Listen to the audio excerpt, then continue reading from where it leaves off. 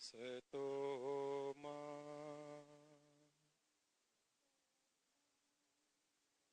सद्गमय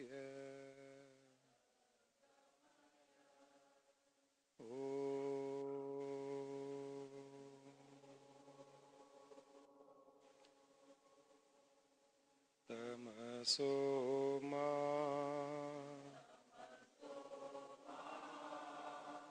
सद्गमय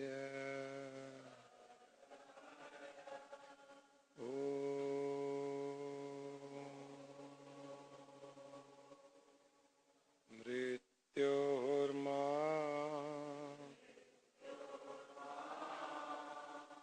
अमृतंगमय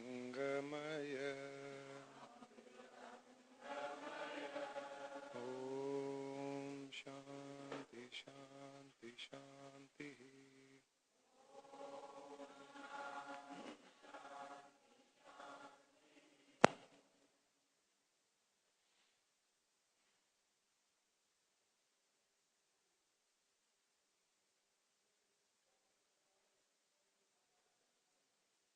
आशा ही परम दुखम नैराशम परम सुखम। जीवन चलत रहत सुख शांति समृद्धि आवतम।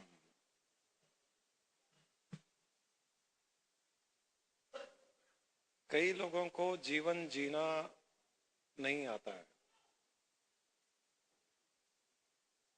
लाइफ को एंजॉय करना नहीं आता है,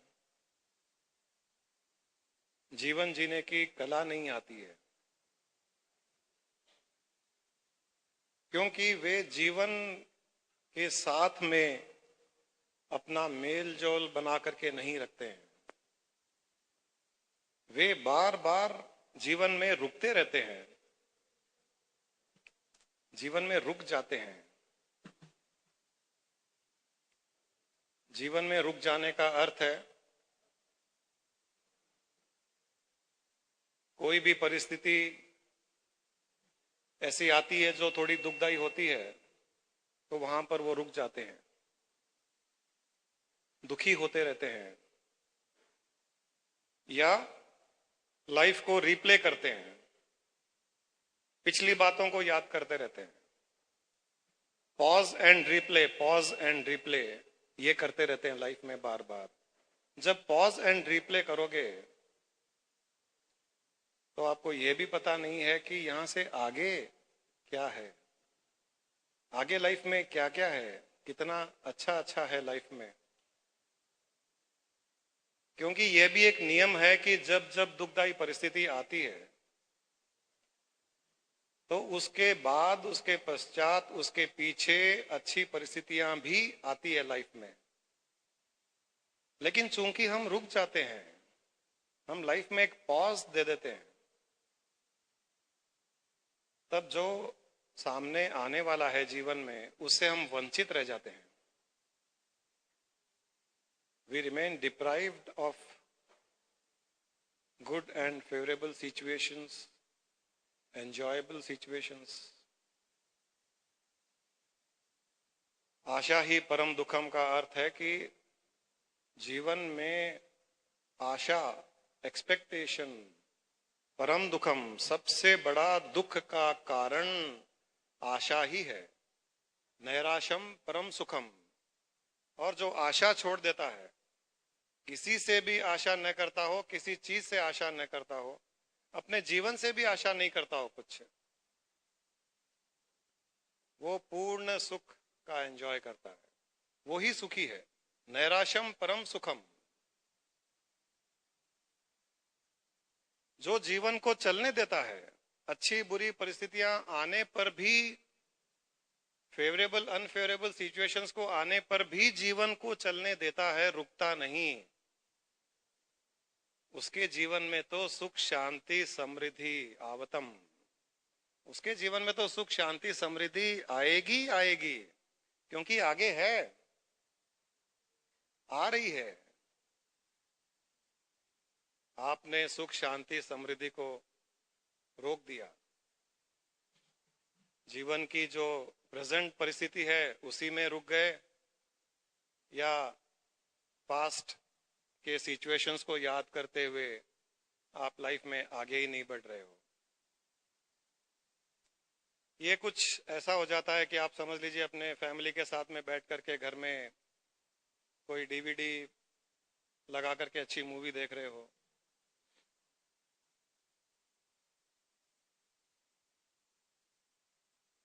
ये जवानी दीवानी,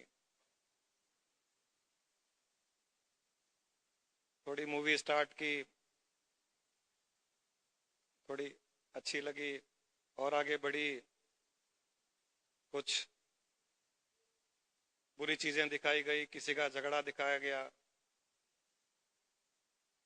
कोई तू मैं बताई गई किसी के बीच में, तो कोई कहता है कि एक मिनट मूवी को पॉज करो, एक बार रिवाइंड करो। रिवाइंड किया, क्या झगड़ा था, किस बात पर झगड़ा था, देखते तो हैं। फिर रिप्ले करते हैं, झगड़े को देखने की कोशिश करते हैं। अब झगड़े को वापस देख रहे हैं तो कोई कह रहा है देखो इसने झगड़ा चालू किया था, तो दूसरा कह रहा है उसने चालू नहीं किया था, वो पिछली बात को लेकर के इसने चूंकि ऐसा कहा था इसलिए उसने झगड़ा किया था। वो पिक्चर का झगड़ा रियलिटी में झगड़ा बन जाता है। फिर बोलते हैं चलो ठीक है थोड़ा आगे बढ़ो, देखते हैं, थोड़ा और आगे बढ़ते हैं, कोई गाना आता है, नाच आता है, और आगे बढ़ जाते हैं। फिर बोलते हैं एक बार पॉज करो, वो गाना बहुत अच्छा था और उस गाने में सीनरी बहुत अच्छी बताई गई, रिप्ले करो। रिप्ले किया, फिर रिवाइंड किया, गाना फिर से देखा, सीनरी देखी, फिर याद आया कि उस जो झगड़ा हुआ था उसमें एक बात मैं आपको बताना भूल गई थी, उसमें आप ध्यान से दीजिए, आप भी ऐसे कई बार करते हो। उसके और पीछे चले गए, मूवी आगे निकल गई लेकिन ये मूवी में पीछे ही अटक गए। फिर रिवाइंड किया, रिप्ले किया, फिर वो झगड़े को देखा, बोला देखो ये बात मैं आपसे कहना चाह रही थी कि आप ऐसे कई बार करते रहते हो। अब वो समझाता है कि मैं ऐसे क्यों करता हूं, तुमको पता है जब तुम ऐसे करती हो तो मैं ऐसे बोलता हूं, मुझे कोई शौक आता है झगड़ा करने का। अच्छा सीन चला गया, अच्छा गाना भी चला गया, फिर झगड़ा शुरू हो गया, क्योंकि आदत बनी हुई है दुखी होने की। 3 घंटे की मूवी को आप 3 दिन तक देखोगे तो अच्छी मूवी भी खराब लगेगी, आपको पता ही नहीं है, कंटिन्यूटी में आपने देखी ही नहीं मूवी। अच्छी से अच्छी मूवी को आप बार बार पॉज, रिवाइंड और रिप्ले कर करके देखिए। किसी भी अच्छी से अच्छी मूवी को पॉज, रिवाइंड और रिप्ले करके देखिए, आपको मूवी अच्छी लगेगी ही नहीं। लाइफ में भी हम ऐसा ही करते हैं, जो लोग ऐसा करते हैं, अक्सर लोग ऐसा ही करते हैं, बार बार पॉज करते हैं, रुक जाते हैं, पिछली बातों को याद करते हैं, और पिछली बातों को याद करने से आगे मूवी में कितना अच्छा है, अच्छी चीजें आने वाली है, अच्छे लोग आने वाले हैं, अच्छे गाने आने वाले हैं, अच्छी सीनरी आने वाली है, इससे हम वंचित रह जाते हैं। तो जीवन जीने का तरीका, जीवन जीने की कला यही होती है कि लाइफ को पॉज न करें, लाइफ को रिवाइंड न करें, रिवाइंड कर करके रिप्ले न करें उसे। जो बीत गया चला गया, आगे बढ़ते जाइए। उसने ऐसा क्यों किया, इसने ऐसा क्यों किया, उसने उस समय ऐसी बात क्यों की, मैंने ऐसा एक्सपेक्ट किया वो हुआ नहीं, आपने ऐसा कहा। इन बातों को जो छोड़ता है वो जीवन जीना सीख जाता है। मुझे वो पिक्चर का गाना याद आ जाता है, ये क्या हुआ, कैसे हुआ, कब हुआ, क्यों हुआ, जब हुआ तब हुआ, छोड़ो जो।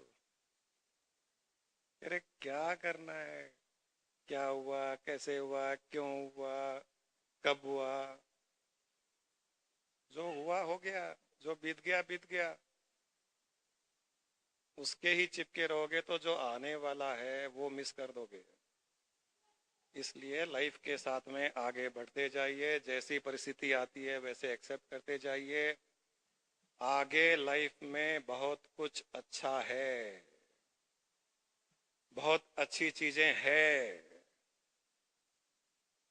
इतनी इतनी सुंदर चीजें हैं हम इमेजिन नहीं कर सकते हैं। चूंकि पास्ट कोई अच्छा नहीं था या प्रेजेंट अच्छा नहीं है, उसका अर्थ ये नहीं है कि फ्यूचर अच्छा नहीं होगा। ये बहुत बड़ी गलती कई लोग करते हैं, इसी के कारण वे अपने फ्यूचर को खराब करते हैं, अपने फ्यूचर को बर्बाद करते हैं, अच्छे फ्यूचर को मिस कर देते हैं। इसलिए कभी भी पास्ट में जो हो गया या प्रेजेंट में जो चल रहा है उसको फ्यूचर के साथ में जोड़ के मत रखिए। Future has something good in store.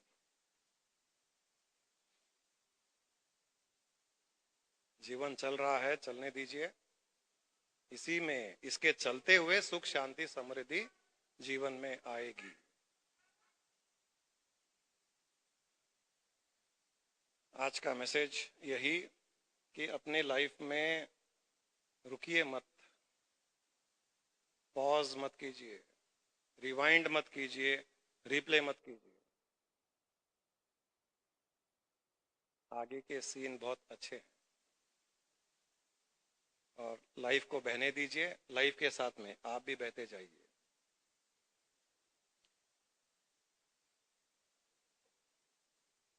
दो तरीके होते हैं, अगर आप चाहो कि कल तक की भी बात याद न रहे, इसके दो तरीके हम फॉलो कर सकते हैं।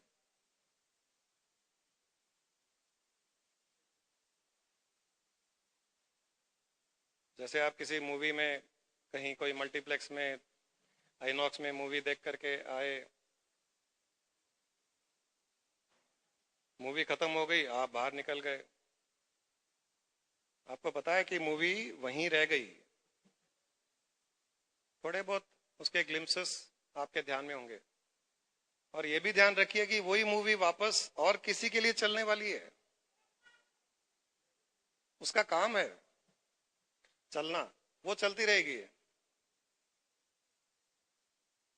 लेकिन जो मूवी आपने देख ली और देख करके जो बाहर आ गए, वो मल्टीप्लेक्स में ही रह गई, उसको वहीं छोड़ दीजिए।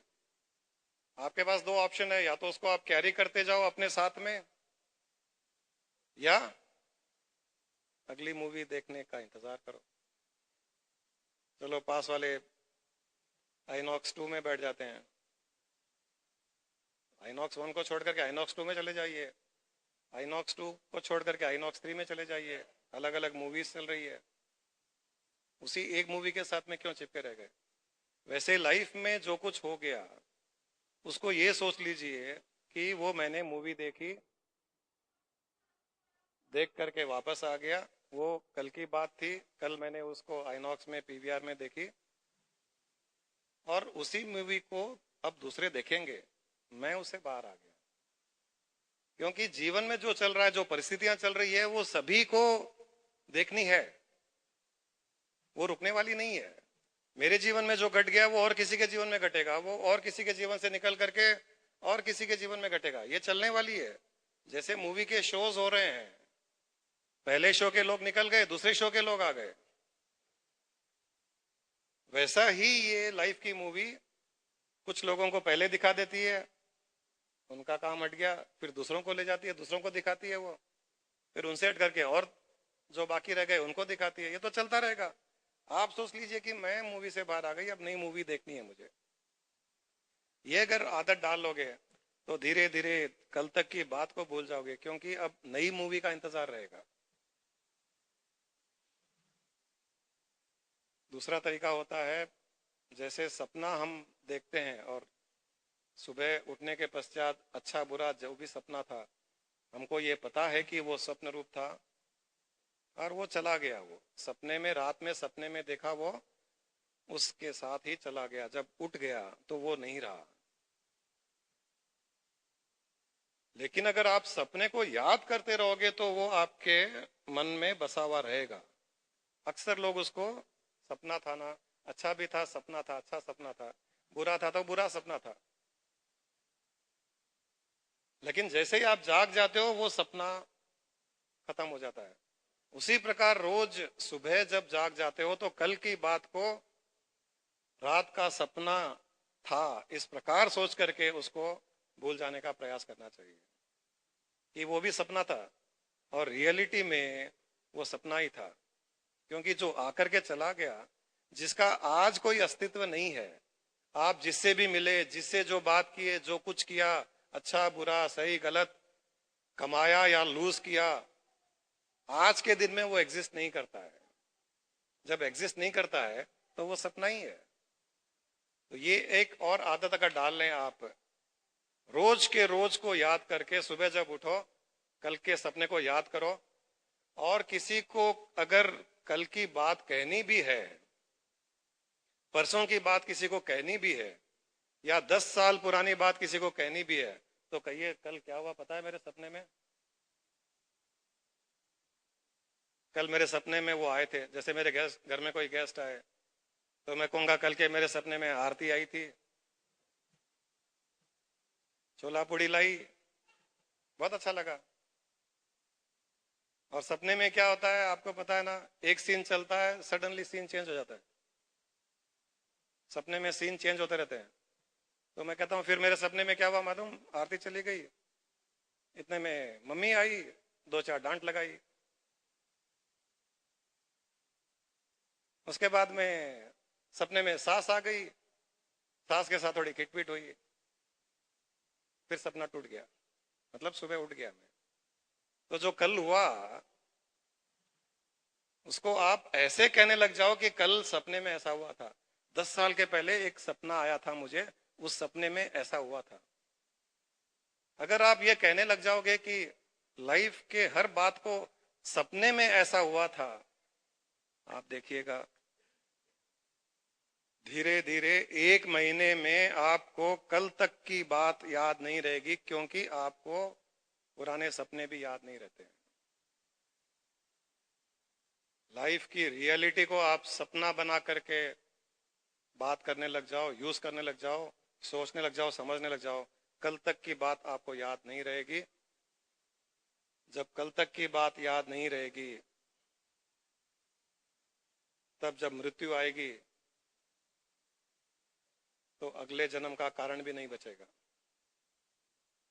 और मोक्ष मिल जाएगा। ऐसे बैठे बैठे ही मोक्ष मिल जाएगा, कोई साधना करने की भी आवश्यकता नहीं पड़ेगी, इतना आसान है। इस प्रकार से लाइफ जीना सीख जाइए। रुकोगे, रिवाइंड करोगे, रिप्ले करोगे, आप अपने दुख को 100 गुना दुख बढ़ाओगे और लाइफ को चलने दोगे तो आगे अच्छी अच्छी बातें, अच्छी अच्छी चीजें जो होने वाली है उसको एंजॉय करोगे।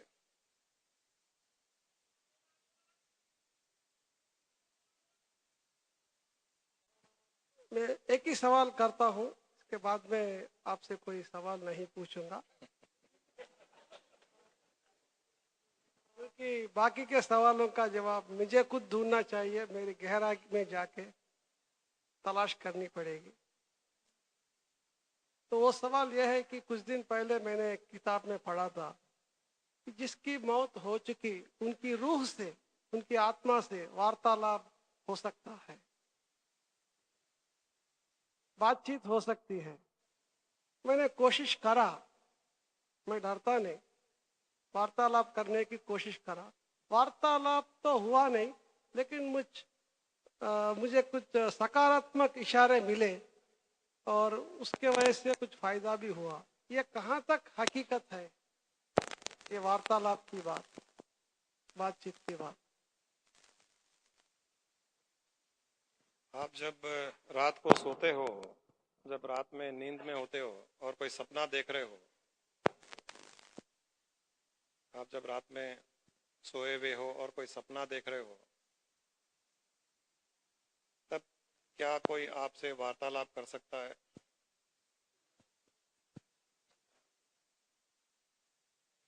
यही उत्तर है उसका। क्योंकि जब जीव शरीर छोड़ देता है तो वो या तो स्वप्न स्थिति में होता है या सुषुप्ति अवस्था में होता है। वो जागृत अवस्था में नहीं आ सकता क्योंकि शरीर नहीं है। जागृत अवस्था में आने के लिए शरीर चाहिए। बिना शरीर के वो केवल और केवल सुषुप्ति और स्वप्न अवस्था में होता है। तो जिस प्रकार रात में आप या तो सुषुप्ति अवस्था में हो या स्वप्न अवस्था में हो, आपसे कोई भी वार्तालाप नहीं कर सकता, उसी प्रकार मृत जीवात्मा से आप वार्तालाप नहीं कर सकते। ये अलग बात है कि वो किसी सिद्ध पुरुष की जीवात्मा थी, कोई योगी की थी, तब वो चाहे तो कर सकता है, उसके पास में वो सिद्धि शक्ति होती है, वरना साधारण मनुष्य में ये शक्ति नहीं होती और वो केवल स्वप्न और सुषुप्ति में रहता है, इसलिए कोई भी उससे वार्तालाप नहीं कर सकता। ये जो भी लोग कहते हैं कि हम आत्मा को बुलाते हैं, हम उससे बात करते हैं, सब भटकाने वाली, बेवकूफ बनाने वाली, फूल बनाने वाली बातें हैं।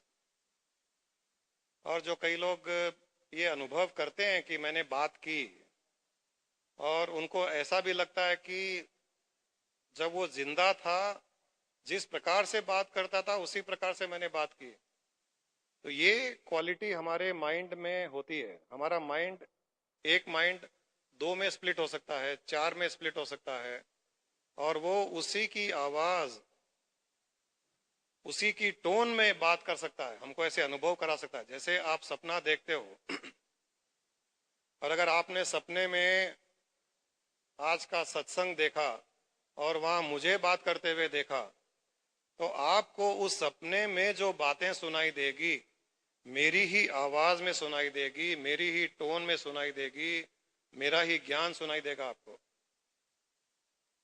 आपने ध्यान दिया होगा, सपने में हम जब किसी भी वार्तालाप करते हैं तो ऐसे नहीं लगता है कि मैं ही उसके बिहाफ पे बोल रहा हूं। जैसे मेरा शरीर दिखेगा और मेरा शरीर जब आपसे बात कर रहा है तो आपको ऐसा ही अनुभव होगा कि मैं ही बात कर रहा हूं, मेरी आवाज में कर रहा हूं, लेकिन मैं तो नहीं कर रहा हूं, मैं और किसी से कर रहा हूं मेरे सपने में।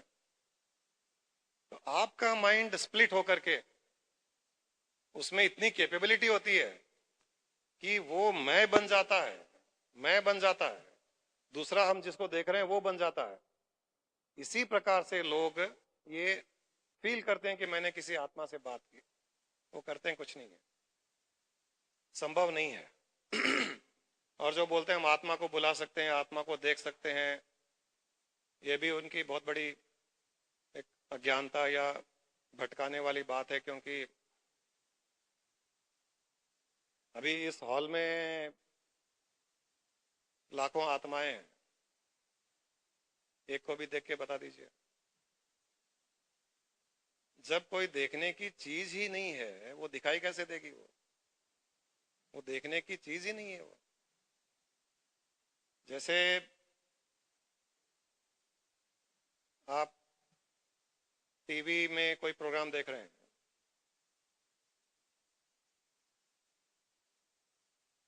वो प्रोग्राम किसी साउंड वेव के द्वारा कैच किया जा रहा है, तो क्या टीवी के पीछे जाकर के आप उस साउंड वेव को देख सकते हो?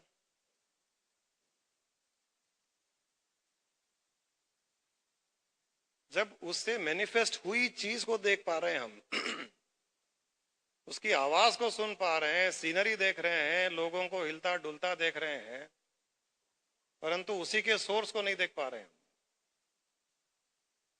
वो जीवात्मा भी वो वेव के जैसे ही है, unseen, it cannot be seen.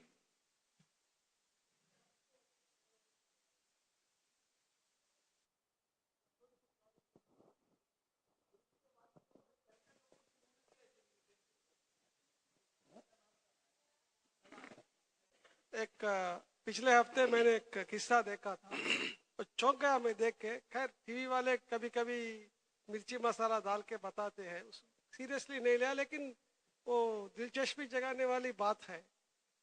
तो क्या है, एक लड़का एक लड़की एक पार्क में चले जाते, एक चमन में अंदर आपने चले कहाँ जाते। देखा वो?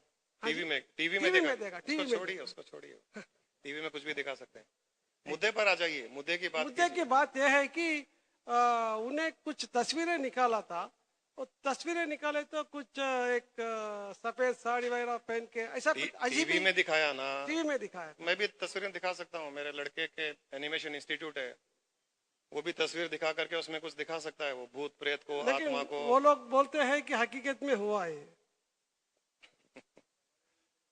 बात यह है कि वो लड़की जो है उसी जगह पे एक्सीडेंट में मर चुकी थी।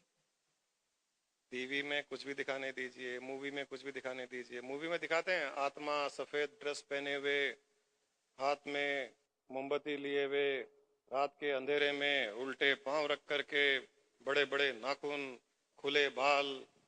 ऐसे औरतों की आत्माओं को दिखाते हैं। आदमियों की आत्माओं को कैसे दिखाते हैं मुझे पता नहीं है। उनको शायद काला ड्रेस पहनाते हैं या क्या करते हैं, मुझे पता नहीं है। नहीं दिखाया। मैं इससे पहले आप एक सेशन में गए थे, हर जगह जीव जीव होते हैं। तो मैं एक सीडी में सुना, एक गुरुजी का ने सुना, वो तलाश के मूवी में भी दिखाए, उनसे बात कर सकते हैं। वो उनके बेटे मर गए तो उनसे बात करे थे। तो अभी कोई चले गए, मगर उनसे बात करना बोले तो आप बोले थे जीव रहते हैं, सुषुप्त स्वप्नावस्था उनकी चलती रहते जाने के बाद। तो एक्चुअली वो उनसे वहां से एनलाइटन हो गए बोले तो आप बोले थे वो स्वप्न अवस्था में से कौन सी अवस्था है अपन को पता नहीं है, वो उससे वहाँ कनेक्ट हो सकते बोल के। और मेरा पूछने का ये है कि एक इंसेप्शन मूवी में भी वो स्वप्न चले तो उनके स्वप्न में जाके उनसे बात करे। तो अभी यहाँ से अमेरिका में है, मगर उनसे देख नहीं सकते, बात कर सकते, ऐसा देख सकते। वैसा ही कोई मर गए तो उनसे कांटेक्ट हो सकते बोल के कुछ बोले थे। वैसा कुछ ज्ञान है तो आप नेक्स्ट संडे कुछ कराए। मेरे ही नहीं, एक्चुअली ये क्वेश्चन मेरा नहीं, कुछ इंटेलेक्चुअल का नहीं, हार्ट से है जी। बहुत सारे ऐसा इच्छा है उनको, एक जो है ना पूछना चाहते हैं, मगर आपसे पूछने को उनको नहीं हुआ तो उनके मैं भी पूछ लिया। मेरा भी इच्छा है ऐसा कुछ उनसे कांटेक्ट होने को। अभी एक तार पूछे थे लास्ट, उनके मदर बेंगलुरु में है, मगर आपके बच्चे यहाँ पर है, मगर उन डेली बात कर सकते हैं। ऐसा हार्ट से भाव से कुछ भी वो ईश्वर को ही कांटेक्ट हो सकते हैं बोले तो एक जीव को कहीं को कांटेक्ट नहीं हो सकता। बेचारा जब जिंदा था तब बड़ा दुखी था, उस दुख में शरीर छोड़ करके मर गया, अब तो सुख से रहने दो उसको। नहीं, आप फैमिली हार्मनी बताएं। अभी भी उससे बात करके कांटेक्ट करके उसको दुखी करना चाह रहे हो? सुखी है, शांति से अपना लाइफ बिता रहा है, शांति से रहने दो। नहीं, प्रेम है गुरुजी। मैं भी कौन से लोग में भी जाऊं, वो भी कौन से लोग में भी जाए, फिर भी कांटेक्ट रहने तो अच्छा है।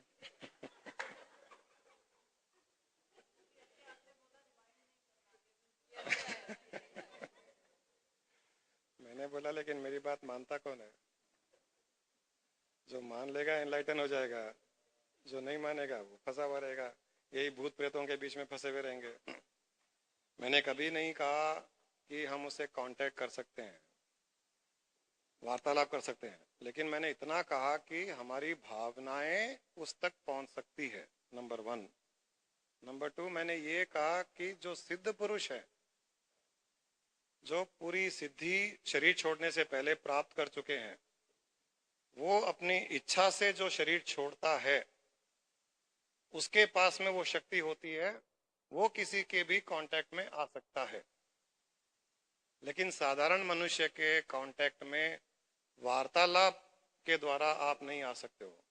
आपकी भावनाएं पहुंच सकती है। भावनाएं पहुंचने का मतलब है आप उनको याद कर करके अच्छी भावनाएं उत्पन्न कीजिए, तो उसको वो भावनाएं पहुंच जाएगी, क्योंकि आपकी वाइब्रेशंस तो जैसे ही आप उत्पन्न करते हो सारी सिस्टम में फैल जाती है। तो जिसके लिए आप उत्पन्न करते हो वो आपकी वाइब्रेशंस उसको सर्च कर लेती है। कहां पर है वो। जैसे मैं आपको सेल फोन पर फोन करता हूं तो मुझे पता नहीं है कि आप हैदराबाद में बशीरबाग में हो या बॉम्बे में हो या लंदन में हो या यूएस में हो, वो अपने आप सर्च कर लेगा। वैसे ही हमारी वाइब्रेशंस उस तक पहुंच सकती है।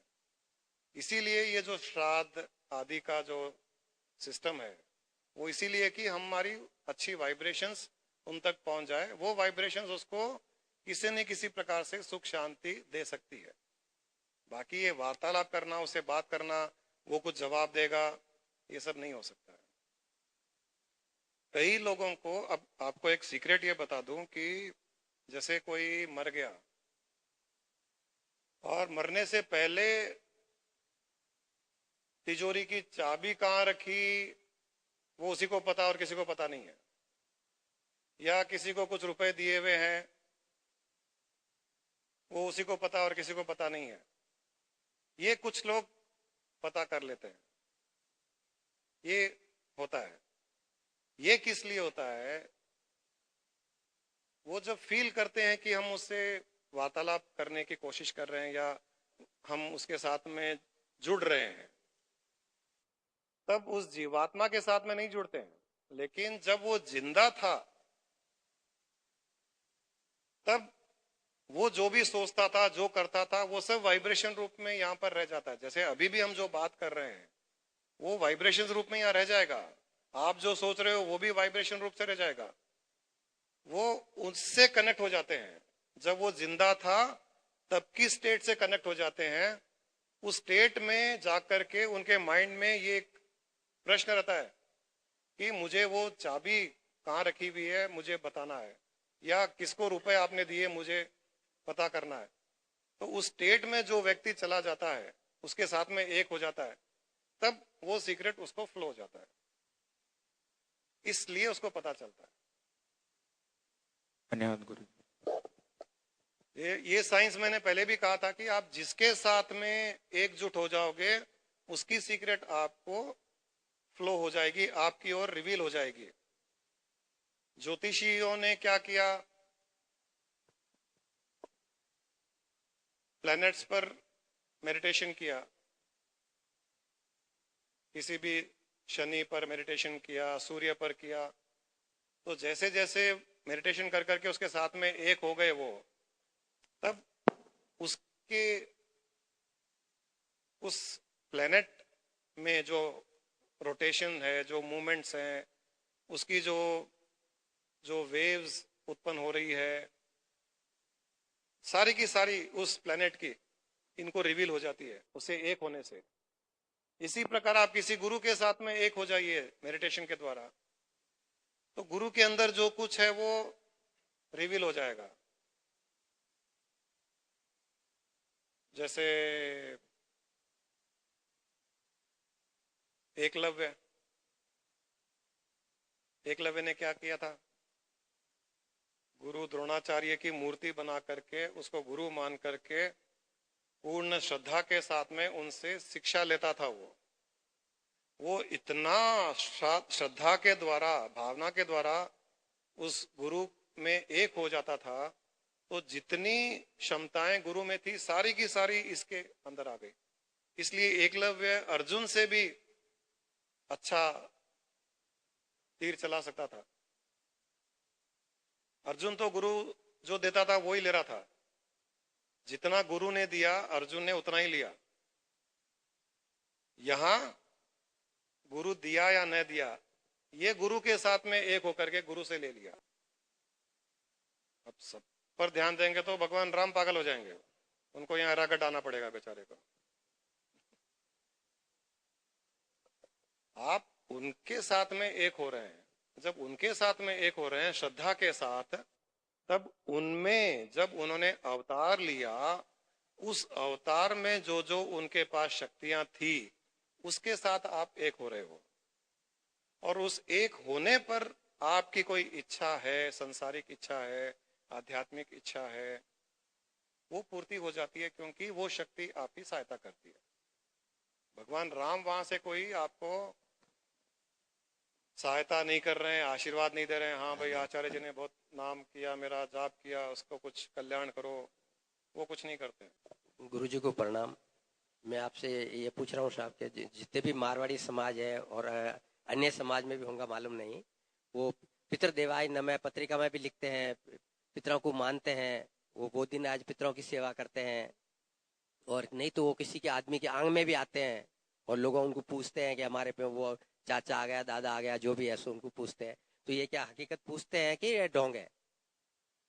सब धक्के मारे पूछते हैं। ये पितर वितर, आप अपने समाज में तो जो मर गया वो पितर ही हो गया।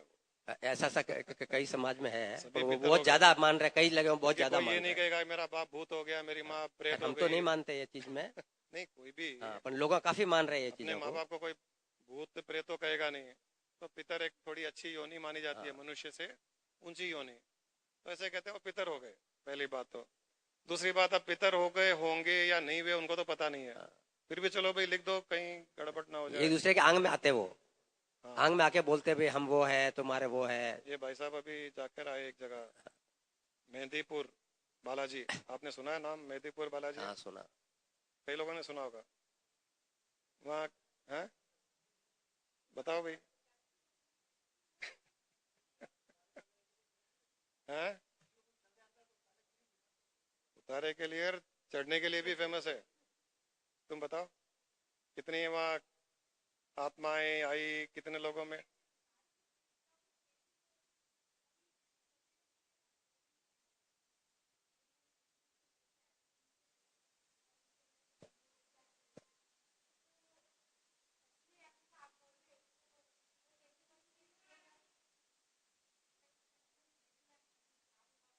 सब वहाँ ऐसे एक्ट करते हैं जैसे उनके अंदर हनुमान जी आ रहे हैं, बाबा जी आ रहे हैं। हाँ एकदम, और उनमें इतनी शक्ति आ जाती है कि 20 लोग भी उनको पकड़ नहीं पाते हैं। मेरे पिताजी मुझे बताते हैं कि बचपन में वो, जब हमारा गांव लाडनू है, तो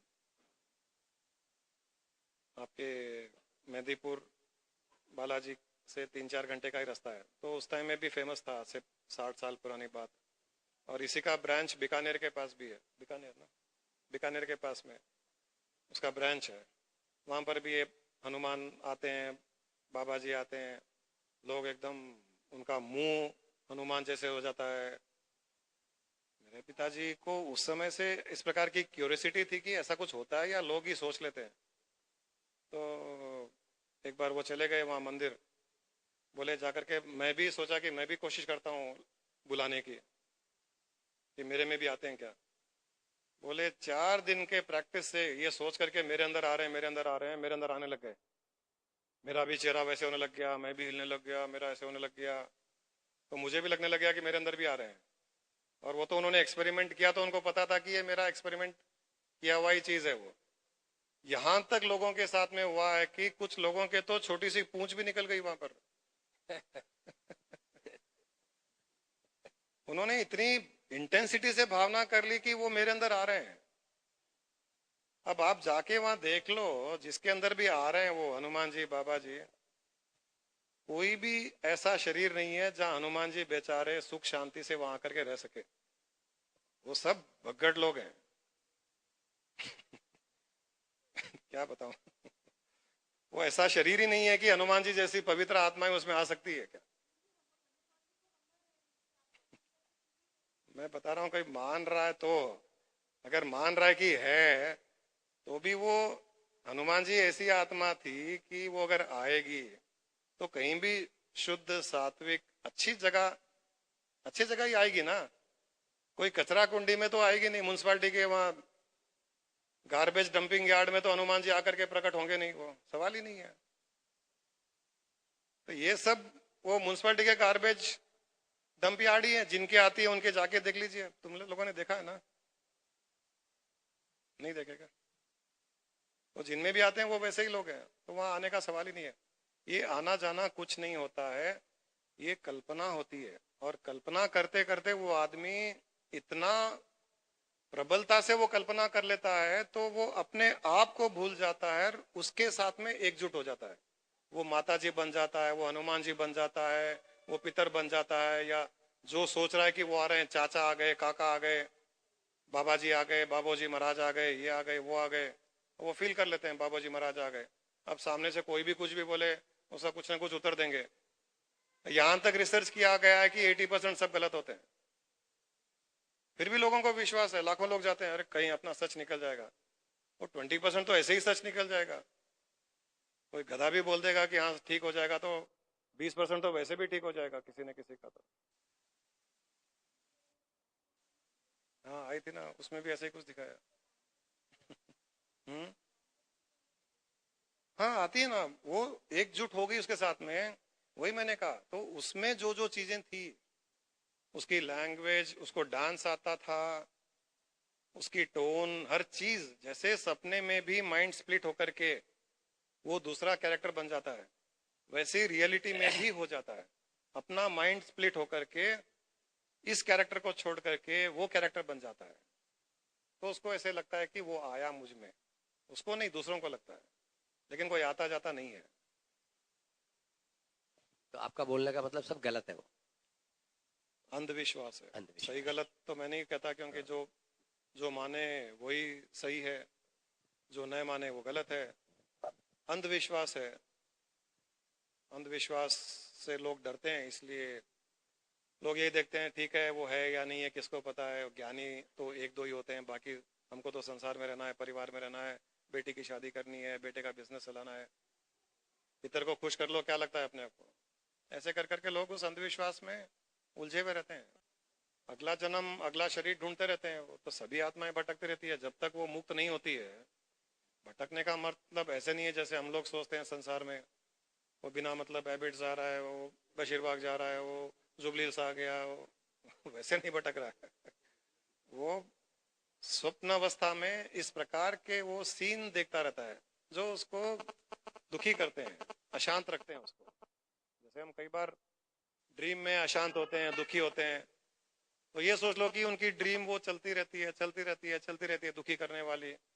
लेकिन हमारे पास चूंकि शरीर है, तो इसलिए हम कई बार शरीर से जाग जाते हैं, तो सपना टूट जाता है। उनके पास शरीर नहीं है, वो जाग नहीं सकते, they are forced to see the dream, इसीलिए कहते हैं वो भटक रहे हैं, और कुछ नहीं। गुरुदेव, आत्मदर्शन, मोक्ष होना, मुक्त होना, हरि दर्शन होना, गुरु तत्व में लीन होना, ये सब की परिभाषा क्या है प्रभु? एक ही है या अलग अलग है स्थिति? सब एक ही है। आत्मबोध कहिए, आत्म साक्षात्कार कहिए, ब्रह्म ज्ञान कहिए, मुक्त कहिए, मोक्ष कहिए, सब एक ही है। अलग अलग संदर्भ में अलग अलग शब्दों का प्रयोग होता है, बाकी सब एक ही है। एनलाइटनमेंट कहिए इंग्लिश में, सैल्वेशन कहिए, लिबरेशन कहिए, सब एक ही है। ये किस लिए करते हैं हम इसीलिए करते हैं कि हे माँ, हे शक्ति, हे सृष्टि को रचना करने वाली शक्तियां, मुझे सही मार्ग दिखा, मुझे असत से सत की ओर ले जा। मुझे ये सब असत की दुनिया नहीं चाहिए, ये सब झंझट नहीं चाहिए, अंधविश्वास नहीं चाहिए, मुझे सत्य की ओर ले जा। यही हम जानबूझ करके ये कर रहे हैं। इसके करते करते करते एक दिन आपको सत्य मार्ग मिल ही जाएगा, अंधविश्वास छूट जाएगा।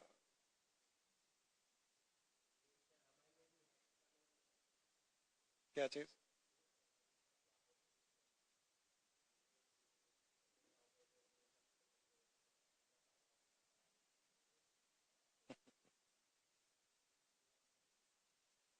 ये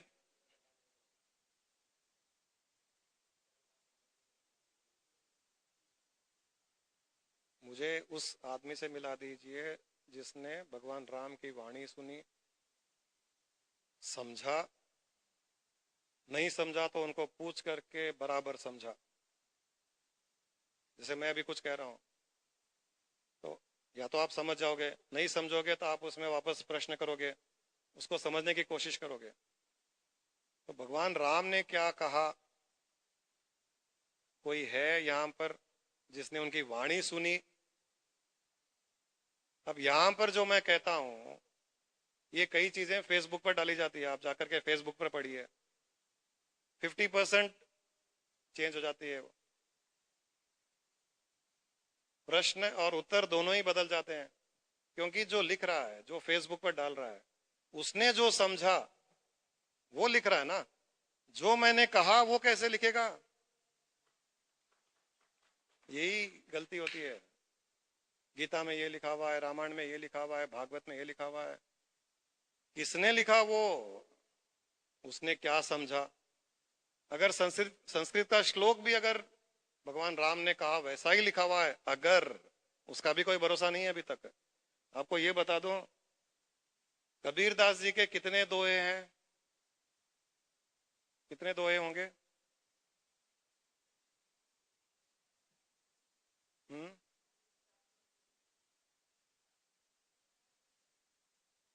हजारों, 300 400, हजारों, हजारों में भी है, बुक्स हैं। कबीर दास जी के केवल 27 दोहे हैं उनके मुख से निकले हुए, केवल 27। एक समय में कबीर दास जी का नाम इतना हो गया, हर कोई अपने दोहे लिख करके कबीर दास जी का दोहा लिखने लग गया। अब कौन चेक करेगा? तो एकदम सही, हजारों दोहे तो मेरे पास में पड़े मिल जाएंगे, और लाखों दोहे और कई हैं। किसको पता वो 27 कौन से और बाकी के कौन से हैं, कौन से कबीरदास जी के, कौन से कबीरदास जी के नहीं है। तो ये जो रामायण में कुछ लिखा हुआ है, गीता में कुछ लिखा हुआ है, भागवत में कुछ लिखा हुआ है, किसने क्या समझा, क्या लिखा? भगवान ने अपने हाथों से कुछ नहीं लिखा, बस। तो जो अंधविश्वास की बातें हैं, समझ लीजिए भगवान नहीं कहता। भगवान केवल सत्य बात करता है, सच बात करता है, सार की बात करता है, एसेंस की बात करता है। आज गीता को ले लो आप, गीता के 700 श्लोक है। श्लोक में जो दिया हुआ है वो सार दिया हुआ है। राम सुखदास जी ने या और किसी ने उस एक श्लोक के 20 पेज में समझाने का प्रयत्न किया है। भगवान ने उतना नहीं बताया। हर कोई उस श्लोक को जो समझता है वो उसकी टीका कर रहा है। और सार किस संदर्भ में कहा गया, इसलिए कहा गया, उसमें ज्ञान का तत्व क्या है, ये तो किसी को पता ही नहीं है। हर व्यक्ति अपनी स्थिति से ही पता कर सकता है। आज आप एक श्लोक को एक भाव से समझोगे, एक महीने के बाद में जब आपकी अंडरस्टैंडिंग बढ़ जाएगी, उसी श्लोक को आप अलग भाव से समझोगे। अरे नहीं, इसमें भगवान राम ने ऐसा कहा है इस श्लोक में, जो मैं सोच रहा था वो सही नहीं था। ऐसे बदलता है। अब ये रामायण की किताबें, भागवत की किताबें लोग लिखते जा रहे हैं, लिखते जा रहे हैं। कहां से शुरू हुई, कितनी टीकाएं बदल गई, कितने श्लोक थे ओरिजिनल, कितने बन गए, 27 दोहे हजारों बन गए। तो वैसे ही रामायण के भी कितने क्या हुए, किसको पता। तो इतना ही इन शास्त्रों से लीजिए जो आपको सही मार्ग में आगे बढ़ाते जाए, जो अंधविश्वास में आपको रोके नहीं, जो गलत धारणाएं उत्पन्न न करे, उतना ही लीजिए, बाकी छोड़ दीजिए। जैसे कहा ना, गन्ना खाने में कोई मतलब नहीं है, गन्ने का जूस पीने की कोशिश कीजिए। बस हंस की तरह केवल दूध में से दूध निकाल करके पानी। घर वाले ही उनकी पूजा पाठ करवाते, क्या उसका फल उस प्राणी को मिलता है? मैंने कहा ना, हमारी भावनाएं उस तक पहुंचती है, पहुंचती है। जैसे मैं आपके लिए अच्छा सोचूं, आप आते हो तकलीफ में, आशीर्वाद दीजिए, मैं अच्छा सोचूं आपके लिए, तो मेरी तरंगे आपको कुछ अच्छा करेगी या नहीं करेगी? आपके लिए करेगी या नहीं करेगी? करेगी। तो वैसे ही हमारी भावनाएं उस जीव के लिए भी कुछ ना कुछ अच्छा करेगी, क्यों नहीं करेगी? वो शरीर में है या नहीं ये हमें पता नहीं है, हो सकता है वो शरीर में ही आ गया और आप भावना उत्पन्न कर रहे हो ये सोच करके कि वो शरीर में नहीं होगा शायद अभी तक, तो उसके लिए अच्छी भावना कर रहे हो और वो अगर शरीर में आ गया तो कोई ना कोई उसको उस शरीर में कोई सुख देगा उसको। अगर वो बच्चा है तो कोई चॉकलेट दे देगा, आइसक्रीम दे देगा। आपकी भावना के प्रभाव से उसको सुख मिलेगा, उसको सुख मिलेगा। शरीर में नहीं भी है तो भी उसको जब शरीर में था तब की अच्छी बातें, सुखदायी बातें उसको याद आएगी, तो वहां भी उसको सुख मिलेगा। हमारे पास में हमारी भावनाओं को उसके पास भेजने का तरीका है, हम भेज सकते हैं। तो इसीलिए ये श्राद्ध आदि किया जाता है। तो जो कहते प्राणी शरीर छोड़ता है तो वो जब तक उसके पाठ पूजा होती वहीं रहता है कि चले जाता है? उसको कोई मतलब नहीं है आपके पूजा पाठ से। मैंने कहा ना, वो आपकी ओर नहीं देख सकता, न आपको याद कर सकता है। उसके माइंड में अगर फ्लैशेस आ रहे हैं लाइफ के इंप्रेशंस के कारण स्वप्न रूप से, तो देख पा रहा है, वरना नहीं। और जैसे ही इस शरीर से नाता छूटा, क्या आपका ये सबसे पहला जन्म है? हजारों लाखों जन्म हुए होंगे, हजारों लाखों परिवार होंगे, हजारों लाखों माँ बाप हुए होंगे, हजारों लाखों पति हुए होंगे, हजारों लाखों पत्नियां हुई होंगी आपकी। जैसे ही ये शरीर छूटा, ये परिवार भी छूट गया, क्योंकि ये परिवार इस शरीर से जुड़ा हुआ था। शरीर छूटते ही ये परिवार भी छूट गया। अब जितने जन्म उसने लिए, उनमें जितने परिवार थे, उन जन्मों में जो जो इंप्रेशंस थे उसके, वो सब स्वप्न रूप से आते रहते हैं उसको। समाधि स्थिति लास्ट वीक आप बोले थे, वहाँ पर कुछ एक्सपीरियंस भी नहीं है, मई भी नहीं है, वहाँ पर मई लीन हो गया बोले थे गुरु। तो मैं मन थोड़ा वो सेल्फ से दूर है तो उसका एक्सपीरियंस होता है, उससे मिल गया तो वो एक्सपीरियंस भी नहीं होता। तो गाढ़ निद्रा में भी सेम यही है और समाधि स्थिति में भी यही है। और ये निर्विकल्प समाधि, ये बात नाम क्यों पूछ रहा हूँ बोले तो इसको आइडेंटिफाई करने के लिए। सविकल्प समाधि में उसका एक्सपीरियंस होता है, निर्विकल्प समाधि में उसका एक्सपीरियंस भी नहीं होता है। तो सेम ये गाढ़ निद्रा जैसा ही है, वहां पर भी मई नहीं है। गार्डन सुषुप्ति डीप स्लीप, तो सेम एक ही है गुरु। वहां पर भी मई नहीं है, उसमें ही लीन हो गया। और समाधि में भी कुछ एक्सपीरियंस नहीं, उसमें ही लीन हो गया। सेम एक ही है, मगर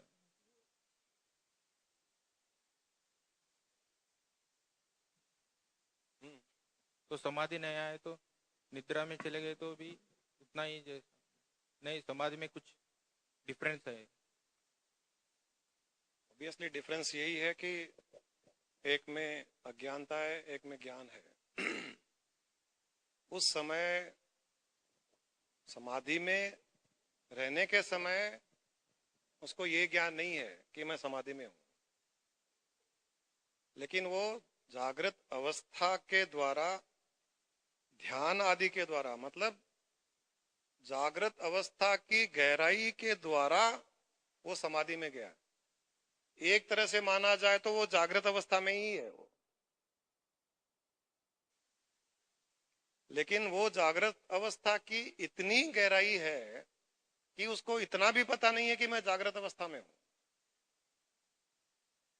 जागृत अवस्था की भी लेवल होती है, जैसे ध्यान की भी लेवल है। हम कभी ध्यान कर रहे हैं, ध्यान में मन लगा हुआ है, थॉटलेसनेस भी है, लेकिन थोड़ी बहुत जो आवाजें आ रही है वो सुनाई दे रही है हमको। और कई बार ध्यान में इतनी गहराई में चले जाते हैं कि सुनाई भी नहीं दे रही है, अपने शरीर का भी आभास नहीं है, मैं ध्यान कर रहा हूं ये भी आपको आभास नहीं है, लेकिन आप वहां सोए नहीं हो, जागृत अवस्था में ही हो। परंतु वो जागृत अवस्था इतनी गहराई की है कि उस गहराई में जागृत हूं क्या ये भी आभास नहीं है, परंतु वो जागृत अवस्था ही है। तो इसीलिए डिफरेंस बताया गया कि डीप स्लीप और जागृत अवस्था में इग्नोरेंस का और अवेयरनेस का फर्क है। मैं अवेयर हूं ये नहीं है, क्योंकि वो इतना गहराई में कि वो मैं अवेयर हूं वो भी खत्म हो जाता है, वो भी एक लेवल तक ही है। 0 to 100 स्केल है तो 50 तक ही मैं अवेयर हूं, मैं ध्यान कर रहा हूं, ये आभास रहता है। लेकिन जैसे जैसे वो 100 तक चला जाएगा तब वो भी अवेयरनेस खत्म हो जाएगा, परंतु वो जागृत है। इसीलिए उसका अनुभव जब वापस आता है समाधि से, या उसकी स्थिति जब वापस समाधि से आता है, अलग होती है, सुषुप्ति से अलग होती है वो, क्योंकि सुषुप्ति में अज्ञानता में चला गया था। समाधि में पूरा ज्ञान मिलता है, ऐसा कुछ होता है? आप बोले थे मेरे को कुछ शास्त्र भी नहीं पढ़ा, मगर अभी देखे तो आपको पूरा पता है, तो वो समाधि में पूरा नॉलेज आता है ना। जैसे जैसे आपकी समाधि अवस्था बढ़ती चली जाएगी, जैसे जैसे समाधि अवस्था लंबी होती चली जाएगी, जैसे जैसे आप सहज समाधि में आ जाओगे, सहज समाधि में मतलब 24 घंटे जब समाधि रहने लग जाएगी, आंखें खुली भी समाधि, आंखें बंद भी समाधि, तब पूरे रहस्य आपको फ्लो होते हैं। मगर वो मेडिटेशन में समाधि में ऐसा रिवील कुछ नहीं होगा? उस टाइम में भी होता है, मगर वहां पर होता है बोले तो वहां पर मैं हूँ, उस समय आपको एहसास नहीं होता है कि वो रिवील हुआ है, बाद में। हाँ, जब वहां से वापस नॉर्मल जागृत अवस्था में आते हैं तब आपको एहसास होता है। और अगर वो समाधि अवस्था आंखें खोलने के पश्चात भी बनी रह जाती है समाधि अवस्था, तब आपको वो याद रह जाता है। और अगर समाधि अवस्था बनी नहीं रहती है और आपका माइंड डाइवर्ट हो जाता है, तो माइंड जब डाइवर्ट हो गया तो ये जो माइंड में आया था वो चला जाता है। इसीलिए जिनके 24 घंटे वो अवस्था रहती है, जो एनलाइटेंड स्टेट कहते हैं, सहज समाधि कहते हैं, कि वो सोया हुआ भी समाधि में है, जागृत में भी समाधि में है, काम कर रहा है तो भी समाधि में है, वो सीक्रेट्स उसको फ्लो होते रहते हैं कंटिन्यूअसली। ओके, वो समाधि दो टाइप के है, एक सविकल्प समाधि, निर्विकल्प समाधि। आप लास्ट वीक से पहले बोले थे वो निर्विकल्प समाधि है, वो लास्ट स्टेज है, वो मेडिटेशन में होता है। अभी आप अभी भी समाधि में है, मगर आपका मन है, अभी कुछ कार्य है तो उसका एक्सपीरियंस भी है और सेल्फ का एक्सपीरियंस भी है, तो दोनों का एक्सपीरियंस कर रहा है। वो सहज समाधि में होता है। हाँ, वो ऐसा है समाधि, वो निर्विकल्प और सविकल्प समाधि में नहीं होता। तो अभी मन है, एनलाइटेंड का गुरु का भी मन है, Obviously मगर उसमें अज्ञान नहीं है, दूसरों में अज्ञान है। हाँ, यही समझे। Very good. बहुत बहुत धन्यवाद गुरुजी। लास्ट वीक आप दृक्पदा के बारे में, लक्ष्य के बारे में बताए तो मेरे मन में धन्यवाद भाव उठा था। इससे पहले त्रेता युग में ऐसा पूरा तपस्या करना पड़ता था, उसके बाद में न्याय दर्शन में पूरा न्याय का तर्क से समझना पड़ता था, और द्वापर युग में कर्मयोग, भक्ति, पूजा पाठ ये बताए थे। अब कलयुग में रमण महर्षि एक विचार करो, विचार से उस तलक पहुंचते बोल के बोले थे, मगर आप खाली थॉट कर लो, सोच लो, आप हो जाते बोले। और इससे इजी वे मैं अब तक नहीं देखा। मैं इससे पहले भी बहुत जगह सुना, कथा बताते थे, भागवत, रामायण, इससे एनलाइटेंट के बारे में कोई बताता ही नहीं था, तो एक सुन लिया तो वो एनलाइटेंट हो के तब होगा ऐसा सोचते थे। मगर आप पूरों को बता रहे, उसको पक्का कर रहे और एक्सपीरियंस भी करा रहे, तो मन में धन्यवाद उतारा। धन्यवाद। जूस पिला रहे। अक्षर और निक्षर, किसने किसने पूछा था? कोई है यहाँ पर? तो नहीं है शायद। ये उन्होंने मतलब क्या है? क्षर का मतलब है जो खत्म होने वाली चीजें, जो नष्ट होने वाली है, उनको क्षर कहते हैं। अक्षर मतलब जो नष्ट नहीं होने वाली है। तो आत्मा को अक्षर कहा जाता है, भाव को अक्षर कहा जाता है, या ब्रह्म को अक्षर कहा जाता है, और दुनिया को क्षर कहा जाता है। निअक्षर, जहां शर अक्षर भी न रहे वो निअक्षर, यानी जब वो ब्रह्म स्वरूप हो जाता है तो शर और अक्षर दोनों समाप्त हो जाते हैं, क्योंकि दो ही है ही नहीं। शर के लिए अक्षर चाहिए, अक्षर के लिए शर चाहिए। जब दोनों ही खत्म होकर के वो उसमें लीन हो गया तो शर और अक्षर वहां खत्म हो जाता है।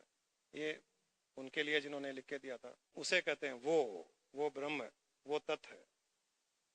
तो केवल वो ही सत्य है, इसलिए ओम तत्सत कहा जाता है। तत्सत, केवल वो ही सत्य है। जो हमें दिख रहा है ये भी वो ही है और वो ही सत्य है, असत नहीं है, केवल वो एक अकेला सत्य है। उनके प्रश्न का उत्तर यही था।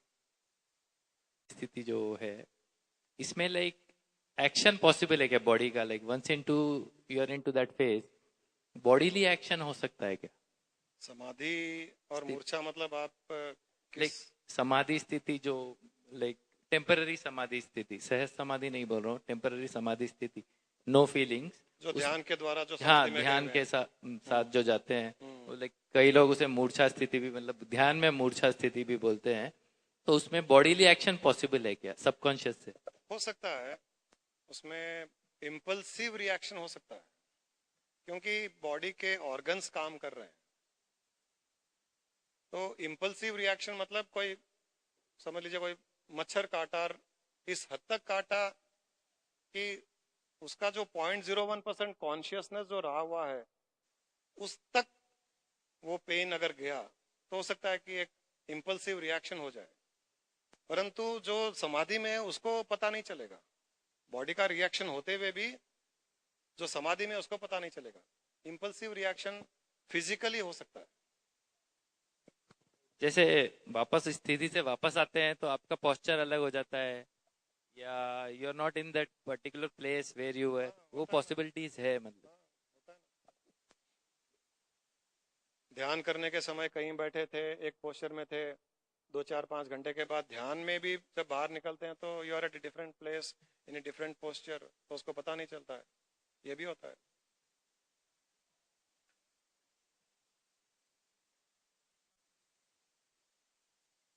मैं ये बता दूं कि ये गुरुजी का ही लिखा हुआ है, बहुत साल पहले, ये गुरुजी का, और इंग्लिश में है। और जब हम ऋषिकेश गए थे उसके पहले लिखे थे, जब 5-6 साल पहले हम लोग ऋषिकेश 2-3 बार गए थे वहाँ जैसे प्रोग्राम्स और करने के लिए।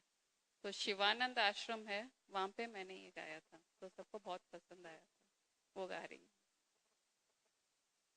I am neither the body nor the senses, I am not the mind nor the wisdom, pure consciousness I am the formless Chidananda Rupo, Shivoham Shivoham Chidananda Rupo, Shivoham Shivoham.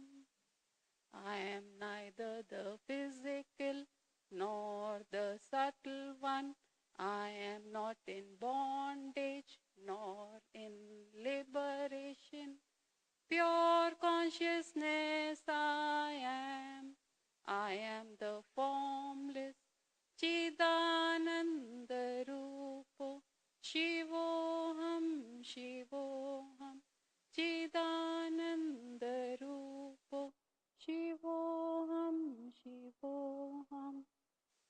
I am not in action nor in inaction, I do not commit any sin, nor I am virtuous, pure consciousness I am the formless Chidananda Rupo, Shivoham Shivoham Chidananda Rupo, Shivoham Shivoham. I am not in tension nor in distress, I am not in anger nor I am restless, pure consciousness I am the formless Chidananda Rupo, Shivoham Shivoham Chidananda Rupo, Shivoham Shivoham. I am the creator, I am the creation, my creation is for my recreation, pure consciousness I am the formless Chidananda Rupo, Shivoham Shivoham.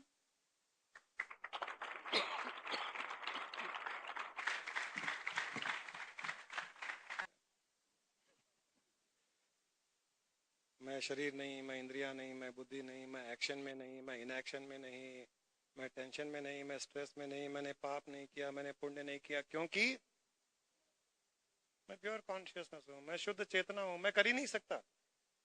शुद्ध चेतन स्वरूप में मैं पाप करना चाहूं तो भी नहीं कर सकता, पुण्य करना चाहूं तो भी नहीं कर सकता, मैं कुछ कर्म करना चाहूं तो भी नहीं कर सकता, क्योंकि मैं प्योर कॉन्शियसनेस हूं। फिर लास्ट में कहा गया है I am the creator, I am the creation, कि सृष्टि को रचने वाला भी मैं ही हूं, जो सृष्टि है वो भी मैं ही हूं, and this creation is for recreation, ये मेरे खेल कूद के लिए मैंने बनाई है। अरे इसको सीरियसली क्यों ले रहे हो? सीरियसली मत लो इसको। रिक्रिएशन के लिए मैंने सृष्टि की रचना रची है। रिक्रिएशन मतलब खेल कूद, हंसी मजाक, मौज मस्ती, उसके लिए बनाई है। इसको सीरियसली लेकर के टेंशन मत लो, प्योर कॉन्शियसनेस बन जाओ, enjoy the creation. It is only for recreation, not to take any tension. ये मत